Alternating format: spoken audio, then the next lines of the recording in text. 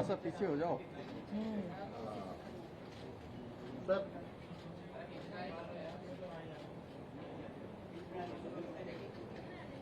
आ गई, खिंच गई नहीं।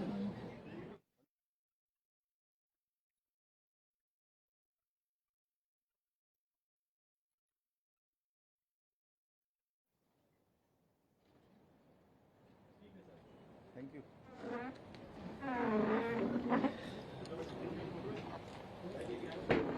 इस कार्यक्रम के बारे में विस्तार से जानकारी देने से पहले मैं इस कार्यक्रम के बारे में थोड़ा संक्षिप्त जानकारी देना चाहूंगा।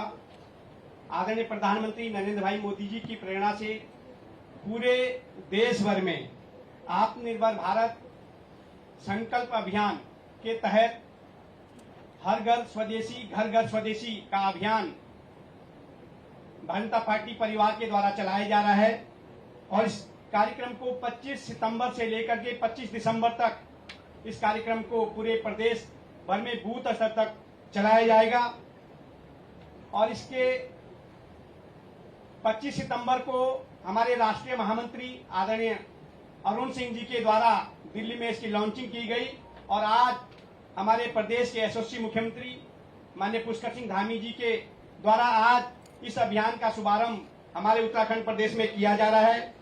मैं इस अवसर पर आदरणीय मुख्यमंत्री जी का हार्दिक स्वागत एवं अभिनंदन करता हूं और आदरणीय मुख्यमंत्री से अनुरोध करूंगा कि आगे इस कार्यक्रम के बारे में विस्तार से अपनी बात को आपके सम्मुख रखेंगे। मेरा बहुत ही विनम्र अनुरोध आप सभी पत्रकार बंधुओं से है, क्योंकि आज का ये विषय हमारा राष्ट्रीय नेतृत्व के द्वारा चलाए गए एक अभियान है। ये पत्रकार वार्ता जो आयोजित हुई है इसी विषय पर अगर केंद्रित रहेगी तो मैं आपका आभारी रहूंगा।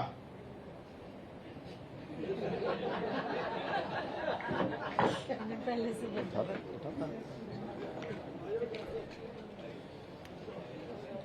आत्मनिर्भर भारत स्वदेशी संकल्प ऐसा विषय और हर घर स्वदेशी और घर घर स्वदेशी इसके लोगों के लॉन्च के अवसर पर मेरे साथ यहाँ पर हमारे इस पूरे अभियान को संचालित करने वाले राज्य के अंदर श्री कुलदीप जी, महामंत्री द्वय दीप्ति रावत जी और कुंदन परिहार जी और आप सबके बीच में जिनका लगातार संवाद रहता है अनवरत रूप से, ऐसा शायद कोई दिन नहीं होता होगा जिस दिन आपका और उनका संपर्क न होता हो। ऐसे हमारे मीडिया के प्रमुख मीडिया प्रभारी भाई मनवीर जी और निधि जी और अभी अभी महिला मोर्चा की जो अध्यक्ष हमारी नियुक्त हुई है रुचि चौहान भट्ट जी और सभी हमारे अन्य प्रवक्तागण भी और उपस्थित सभी हमारे मीडिया के सभी मित्रों, भाइयों एवं बहनों, बहनें भी हैं, मैंने एक दो तो दीपिका है नहीं यहाँ तो है, उधर इधर दीपिका थी। तो सभी हमारे मीडिया के सभी मित्र, electronic media, print media, digital media, सभी हमारे छायाकार बंधु, सभी पत्रकार बंधु, मैं इस प्रेस कॉन्फ्रेंस में, इस संवाद में मैं आप सभी का हृदय से स्वागत करता हूं, आप सबका अभिनंदन करता हूं। वैसे तो आप सबसे रोज ही हमारी भेंट होती है और ऐसा भी होता है कि बहुत बार जिस सब्जेक्ट में हमारे कुछ लोग नियुक्त होते हैं बैठक के लिए या उस विषय के लिए, आप सब लोगों का विशेष अनुरोध होने पर मैं अपने आप को आप सबके प्रेम के कारण रोक नहीं पाता हूं और आप सबसे मुखातिब होता रहता हूं, लेकिन आज का विषय हमारा बहुत महत्वपूर्ण है। आत्मनिर्भर भारत और स्वदेशी का संकल्प।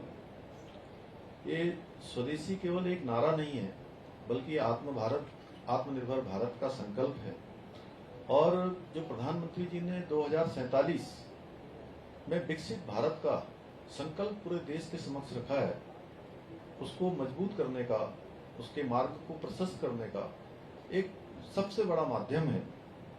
और ये हमारे प्राचीन काल से ही सनातन संस्कृति की हमारी जो जीवन पद्धति है, वो जीवन पद्धति हमारी स्वदेशी की रही है।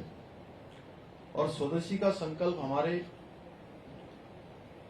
छोटे कारीगरों को, किसानों को, उद्यमियों को, स्थानीय उत्पाद बनाने वाले ऐसे लोग जो स्वयं का रोजगार करते हैं, अपने रोजगार से, अपने साथ साथ अनेक लोगों को स्वरोजगार से, काम धाम से, व्यापार से, हर प्रकार से मजबूत करते हैं। अन्य लोगों को भी रोजगार और स्वरोजगार देने का काम करते हैं। ये उनके प्रति भी हमारा बहुत बड़ा सम्मान है यदि हम स्वदेशी को अपनी आदतों में, अपनी दिनचर्या में अपनाते हैं। और स्वदेशी का संकल्प ये केवल आर्थिक मजबूती का साधन नहीं है, बल्कि हमारी मातृभूमि के प्रति हमारा समर्पण भी है, हमारा लगाव भी है, हमारा प्रेम भी है। और जब हम स्वदेशी अपनाते हैं तो न केवल हम स्वदेशी अपनाते हैं, स्वदेशी वस्तुओं का उपयोग करते हैं, बल्कि ये हमारा अपनी मिट्टी और देश से भी हम जुड़ते हैं, बल्कि अपनी अर्थव्यवस्था को मजबूती भी प्रदान करते हैं। आप सभी देख रहे होंगे जिस प्रकार से अभी अभी जीएसटी के स्लैब्स में जो एक बड़ा रिडक्शन हुआ है, और उसके कारण से मैं लगभग 22 तारीख से, आज का दिन भी अभी शेष है, अभी मैं आज भी एक स्थान पर जाऊंगा और लगातार मैं 22 तारीख से अनेक स्थानों पर गया हूं। और मैंने जो हमारे दुकानदार हैं, व्यापारी वर्ग हैं, और उसके साथ साथ उन दुकानों में आने वाले उपभोक्ता हैं, उनसे भी मैंने संवाद किया, बातचीत करी।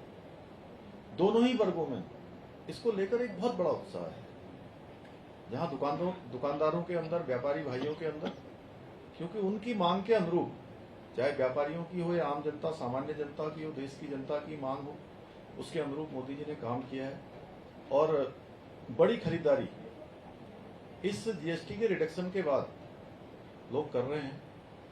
और ये एक जीएसटी की दरों में कमी, जैसा आदरणीय प्रधानमंत्री जी ने कहा, ये बचत उत्सव भी है। और उन्होंने लाल किले से 15 अगस्त को कहा था कि देश के अंदर देशवासियों के लिए बहुत बड़ी राहत देने का काम, बहुत बड़ी उनके जीवन को आसान बनाने का काम, जीएसटी की दरों में संशोधित करने का काम भारत की सरकार करेगी। उन्होंने दीपावली से पहले कहा था, लेकिन दीपावली से उन्होंने काफी पहले, नवरात्र के पहले दिन ही ये लागू कर दिया। भाइयों बहनों, अगर मैं ऐतिहासिक दृष्टि से बात करूं तो इतिहास में स्वदेशी आंदोलन ने स्वतंत्रता संग्राम के दौरान भी एक नई ऊर्जा, नई क्रांति भरने का काम इस स्वदेशी के आंदोलन ने किया था। लोकमान्य तिलक, महर्षि अरविंदो, महात्मा गांधी जैसे अनेक नेताओं के नेतृत्व ने हमें सिखाया। ये दिखाता है कि स्वदेशी जो आंदोलन है वो राष्ट्र निर्माण का भी आधार है। स्वतंत्रता के बाद जिन्होंने मजदूरों के क्षेत्र में, श्रमिकों के क्षेत्र में एक क्रांति का सूत्रपात किया, और आज श्रमिकों के लिए जो देश के अंदर अनेक नीतियां बन रही हैं, उसको आगे बढ़ाने का काम, उसकी शुरुआत आजाद भारत में स्वर्गीय दत्तोपंत ठेंगड़े जी ने और पंडित दीनदयाल उपाध्याय जी ने भी स्वदेशी आधारित आर्थिक दृष्टिकोण को आगे बढ़ाने का काम किया था। माननीय प्रधानमंत्री श्री नरेंद्र मोदी जी ने आत्मनिर्भर भारत का आह्वान किया, vocal for local, make in India जैसे अनेक अभियान प्रारंभ किए।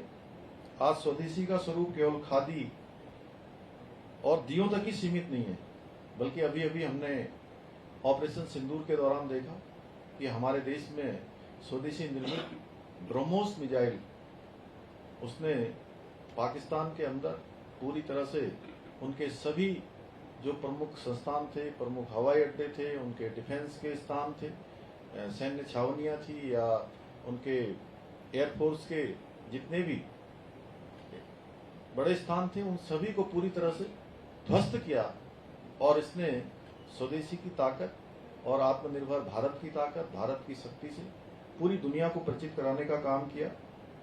इसके अतिरिक्त तेजस विमान है, सेमीकंडक्टर है, डिजिटल इंडिया, यूपीआई जैसी आधुनिक तकनीकी तक भी आज फैल चुका है। और कोविड संकट के समय में आप सब लोगों ने देखा था, जिस समय कोविड शुरुआत हुई थी, तो कोविड के समय में पीपीपी किट की जब आवश्यकता महसूस होने लगी तो पीपीपी किट हम उसको भी आयात करते थे उस समय। और भारत में पीपीपी किट नहीं बनती थी, लेकिन कुछ ही दिनों में पीपीपी किट का निर्माण बहुत बड़ी संख्या में हो गया और करोड़ों करोड़ों की संख्या में पीपीपी किट भारत में ही बनने लगे। इसी प्रकार स्वदेशी निर्मित वैक्सीन, वो वैक्सीन जहां देशवासियों के तो काम आई, लेकिन दुनिया के 100 से अधिक देशों को भी हमारे भारत में निर्मित स्वदेशी वैक्सीन दूसरे देशों की सहायता के लिए भी उसको भेजा गया। और ऑपरेशन सिंदूर ने मैं स्वदेशी की ताकत पूरे विश्व को दिखा दिया कि भारत की ताकत क्या है। और उत्तराखंड के बारे में मैं कहूं तो हमने उत्तराखंड के स्थानीय उत्पाद के लिए महिलाओं के द्वारा जो उत्पाद बनाए जाते हैं और वो इतने शानदार होते हैं, उसकी गुणवत्ता इतनी अच्छी होती है, कम साधनों में, कम संसाधनों में। वो कई बार लगता है कि यहाँ के हमारी जो मातृशक्ति के द्वारा उत्पाद बनाए जाते हैं, आप स्वयं देखेंगे तो उसकी पैकेजिंग देखेंगे, उसकी क्वालिटी देखेंगे, तो जो बड़ी बड़ी बहुराष्ट्रीय कंपनियां हैं, उन बहुराष्ट्रीय कंपनियों के उत्पादों से भी अच्छा उत्पाद हमारे की माताओं बहनों के द्वारा बनाए हुए उत्पाद हैं। उनके उत्पादों को आज देश और दुनिया में स्थान मिले, उनको एक अच्छा विपणन के लिए बाजार मिले। हमने हाउस ऑफ हिमालय ब्रांड यहाँ पर आदरणीय प्रधानमंत्री जी के हाथों से उसका शुभारंभ कराया था और आज पूरे देश दुनिया में हाउस ऑफ हिमालय ब्रांड के माध्यम से हमारे महिलाओं के द्वारा निर्मित उत्पादों की मांग तेजी से बढ़ रही है। इसके साथ साथ एक जिला दो उत्पाद जैसी योजनाओं के माध्यम से भी जमीनी स्तर पर कार्य किया जा रहा है। हमारे किसान और काश्तकार शहद, मड़वा, झंगोरा, रागी, मसालों और औषधि पौधों की खेती के द्वारा भी आत्मनिर्भर भारत की इस यात्रा में अपनी बहुत महत्वपूर्ण भूमिका निभा रहे हैं। ग्रामीण क्षेत्रों में स्वरोजगार और लघु उद्योगों को प्रोत्साहन राज्य के अंदर दिया जा रहा है। युवाओं को स्टार्टअप, डिजिटल प्लेटफॉर्म में स्वदेशी उद्यमिता की ओर आगे बढ़ाया जाएगा। भविष्य की हमारी योजनाएं हैं। हर घर स्वदेशी, घर घर स्वदेशी अभियान के तहत उत्तराखंड में जन जागरण अभियान घर घर तक पहुंचाया जाएगा। मैं आज के इस अवसर पर आप सबके माध्यम से उत्तराखंड की जनता से और सभी देशवासियों से भी आह्वान करता हूं कि अभी नवरात्र का पावन पर्व चल रहा है, शक्ति की आराधना का ये हमारा पर्व है और 2 अक्टूबर को दशहरे का पर्व है और उसके बाद दीपावली की तैयारियां हमारे देश में भी, राज्य में भी हर जगह प्रारंभ हो जाती हैं। तो यह अन्य दीपावली हो या अन्य कोई त्योहार हो, विवाह हो या कोई भी उत्सव हो, कोई आप सबके द्वारा आयोजित किसी प्रकार का कोई कार्यक्रम हो, उन सभी कार्यक्रमों में दैनिक उपयोग की वस्तुएं हों। हमें ये संकल्प जरूर इस बार लेना चाहिए कि जहां आज पूरा देश आत्मनिर्भर भारत, विकसित भारत के संकल्प को आगे बढ़ा रहा है, तो हम सब भी संकल्प लें कि हम स्वदेशी को ही प्राथमिकता देंगे। एक सूची हम अपने दैनिक जीवन की भी बनाएं, जिसमें एक दिन किसी पेन पर या कहीं पर हम नोट कर लें, किसी तरह से कोई नोटबुक पर, कि कितने ऐसे हमारे उपयोग में आने वाली वस्तुएं हैं जो स्वदेशी हैं। और हमारे देश में आज एक सुई से लेकर कोई ऐसा काम नहीं है। आज हम चंद्रमा में भी पहुंच रहे हैं, हम बड़े बड़े अनुसंधान भी कर रहे हैं, बड़ी बड़ी अनेक रिसर्च हमारी चल रही हैं, सुई की नोक से लेकर हवाई जहाज तक हर चीज आज हमारे देश में बन रही है, तो हम स्वदेशी को ही अपनाएंगे और हमारे भाई बहन, व्यापारी भाई बहन भी गर्व से कहें कि यह स्वदेशी है। यही सामूहिक प्रयास हमें आत्मनिर्भर भारत की दिशा में आगे ले जाएगा। अब समय आ गया है कि हम सब मिलकर आदरणीय प्रधानमंत्री जी के make in India, make for the world को अपनाएं, इसको आत्मसात करें और इस संकल्प को आगे लेकर हम सब आगे बढ़ें। मुझे इस विषय में ये संक्षिप्त सी थोड़ी सी आप सबके समक्ष बात रखनी थी, इतनी बात मैंने रखी। धन्यवाद। आप सभी का बहुत बहुत धन्यवाद। रावण जी, एक सवाल तो ये भी है कि चूंकि अभी कल जो चुनाव हुआ उसमें विद्यार्थी परिषद ने पूरे प्रदेश में जिस तरह से अपना समर्थन जुटाया और एक गुट विद्यार्थियों का, छात्रों का वो भी है जो आंदोलन कर रहा है, तो इस मौके पर क्या संदेश है और सरकार क्या कर रही है? देखिए, मैं सबसे पहले तो जो कल हमारे राज्य के छात्र छात्राएं अध्ययनरत हैं, उनका चुनाव हुआ है। अध्ययनरत सब तो समझ ही रहे हैं, जो अध्ययन कर रहे हैं, पढ़ाई लिखाई कर रहे हैं, कॉलेजों में जा रहे हैं, महाविद्यालयों में जा रहे हैं, और पूरे राज्य के अंदर चुनाव हुआ है, छोटे से लेकर बड़े स्थान तक। इसमें छात्रों ने बड़ी संख्या में भाग भी लिया, बड़ा उत्साह का माहौल भी था और पूरे राज्य के अंदर अखिल भारतीय विद्यार्थी परिषद को भारी जीत मिली है। और ये कहीं न कहीं जिस विचार को लेकर अखिल भारतीय विद्यार्थी परिषद राष्ट्रवाद की विचारधारा को लेकर, राष्ट्र के नवनिर्माण और पुनर्निर्माण के संकल्प को लेकर, इन सभी अभियानों को लेकर छात्र और शिक्षक दोनों एक परिवार हैं, इस भाव को लेकर काम करती है, तो बड़ी मात्रा में उनको जीत मिली है। और देश के अंदर जो अनेक अभियान चलते हैं, उसमें प्रमुख रूप से विद्यार्थी परिषद भी सक्रिय रूप से सब अभियानों में भाग लेती है। तो बड़ी जीत उनको मिली है, विचार को मिली है, उनके द्वारा जो छात्रों के बीच में विश्वास अर्जित किया गया है, उसको छात्रों ने अपनाया है। मैं सभी को बधाई देता हूँ, शुभकामनाएं देता हूँ, और हम भी प्रतिबद्ध हैं इससे। निश्चित रूप से छात्रों की इस बड़ी जीत से सभी के अंदर एक उत्साह का संचार हुआ है, और ऐसे समय में हुआ है जहां पर बहुत सारे ऐसे तत्व जिन्होंने तमाम देशद्रोही नारे लगाकर सनातन का विरोध करने का काम और छात्रों के आंदोलन में आकर किसी न किसी रूप में उनको गलत दिशा देने का भी काम किया है। मैं इतना ही कहना चाहता हूं कि हमने पिछले 4 सालों में जो एक नियुक्ति की प्रक्रिया थी, उस नियुक्ति की प्रक्रिया को पारदर्शी बनाया है। और पारदर्शी नहीं बनाया, एक रिकॉर्ड 25,000 का आंकड़ा एक भर्तियों का सफलतापूर्वक संपन्न किया है। एक समय वो भी था पटवारी भर्ती का कांड होता है, एक समय वो भी था कि पेपर कहां से कहां भरे जाते थे, वो सब लोग किन के नजदीक थे। मैं उसमें बहुत विस्तार से जाऊंगा तो बहुत लंबा हो जाएगा, और मैं इतना ही कहना चाहता हूं कि हमने उन सब पर कार्रवाई करी है, और 100 से अधिक नकल माफियाओं को हमने ही जेल पहुंचाया है। ये हमारी नियत में, हमारे काम करने की जो एक तरीका है, उस तरीके में और उसमें दोनों में अंतर था। और छात्रों के हित में हमने सभी निर्णय लिए हैं। भर्ती परीक्षाओं का कैलेंडर जारी किया है, अन्यथा राज्य बनने के 20 सालों में जितनी भर्तियां हुई हैं, उससे कई गुना ज्यादा भर्तियां इन 4 सालों में हुई हैं। और आगे भी हम इस भर्ती की प्रक्रिया को अनवरत रूप से जारी रखना चाहते हैं। हमारा उद्देश्य, चूंकि मैंने 4 जुलाई 2021 को राज्य के मुख्य सेवक के रूप में इस दायित्व पर काम करना शुरू किया, और मेरा पहला संकल्प था कि युवाओं को, नौजवानों को जो भी पद हमारे खाली हैं, उन सभी पदों पर नियुक्ति मिलनी चाहिए। उस समय लोग इसको बहुत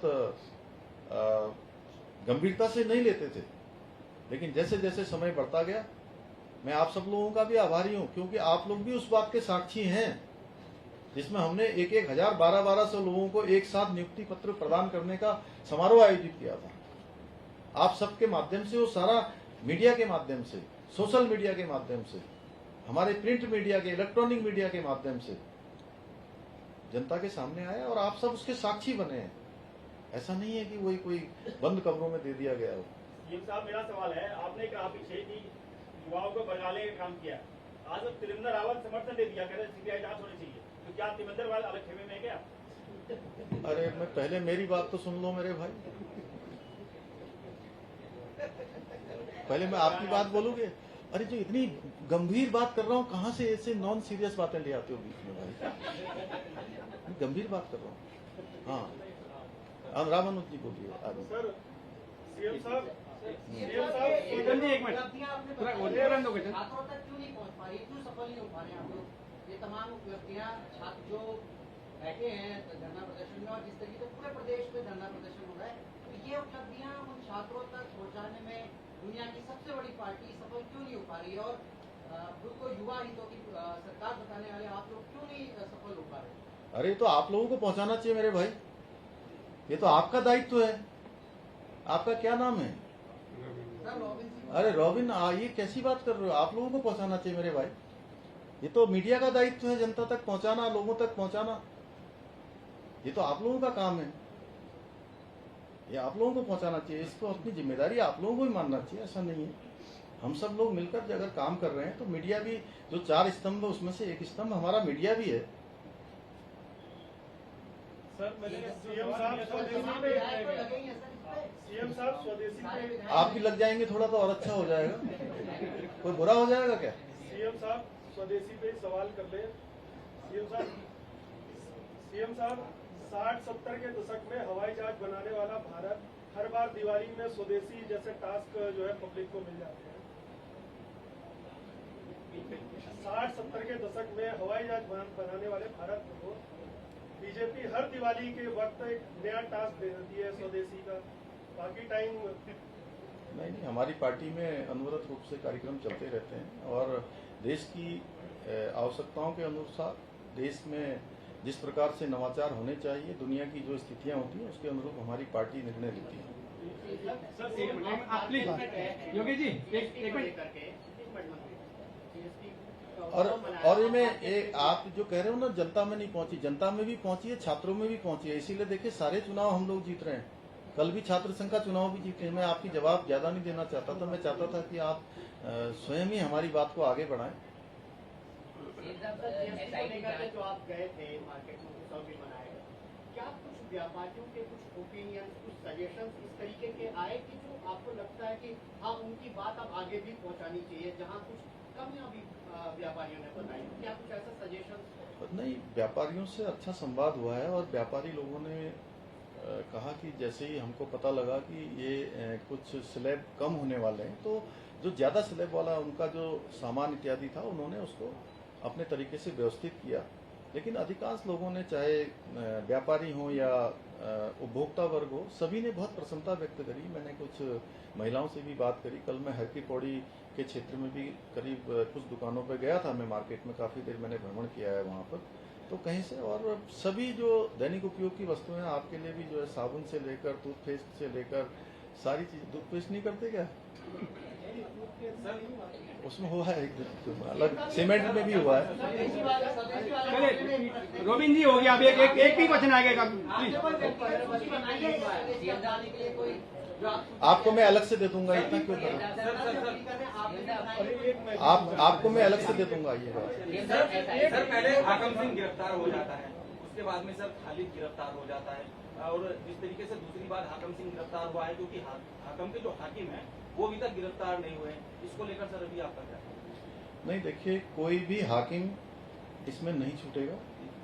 सारे हाकिम जो है, जो भी इस परीक्षा के इस अपराध में, छात्रों के इस अपराध में जो भी शामिल होगा, उसके लिए SIT बन गई है और माननीय उच्च न्यायालय के जो न्यायाधीश है वो उसकी निगरानी करेंगे और उसमें जो भी आएगा उसके खिलाफ कार्रवाई होगी, किसी को हम छोड़ने वाले नहीं। सर क्या मानते हैं कि आज तक नकल का जो कानून का जो वो बनाया था आप लोगों ने, क्या इसको डेंट देने का काम किया है? क्या एक नैरेटिव सेट किया जा रहा है? क्योंकि जिस तरीके से देखिए, मैं आप लोगों को एक बहुत बात बोलता हूँ, कोई पूर्वा उससे न सोचे कि पहले से कोई बात सोच के आया हो। थोड़ा मेरी बात पर विशेष रूप से अगर ध्यान देंगे तो आपकी समझ में आएगा। देखिए, इतने राज्य के अंदर 80,000 छात्रों ने इस परीक्षा में भाग लिया है।